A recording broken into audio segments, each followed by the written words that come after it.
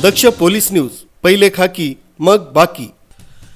नाशिक शहर पोलीस आयुक्तालय हद्दीतील पोलीस आयुक्त संदीप कर्णिक यांच्या मार्गदर्शनाखाली विविध मोहीम हे राबवत असतात।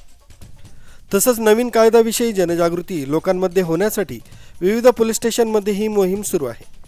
तसंच इंदिरानगर परिसरातील असलेल्या नाशिक महानगरपालिका स्वर्गीय मुरलीधरजी गामणे क्रीडांगण व जॉगिंग ट्रॅक या ठिकाणी सामान्य नागरिकांशी संवाद साधण्यात आला। इंदिरानगर पोलीस स्टेशनचे वरिष्ठ पोलीस निरीक्षक रामदास शेळके यांच्या पोलीस बंदोबस्त तसंच नवीन कायद्याविषयी माहिती देण्यात आली। याबाबत वरिष्ठ पोलीस निरीक्षक रामदास शेळके यांनी अधिक माहिती दिली। पोलीस तुमच्या दारी हा जो संकल्पना राबवलेला आहे। दर बुधवारी आम्ही वेगवेगळ्या आमचे पोलीस अधिकारी, वरिष्ठ पोलीस अधिकारी, स्वतः पोलीस आयुक्त सर हे वेगवेगळ्या ठिकाणी जाऊन पोलिसांच्या तक्रारी काय आहेत याबाबतची माहिती घेतात।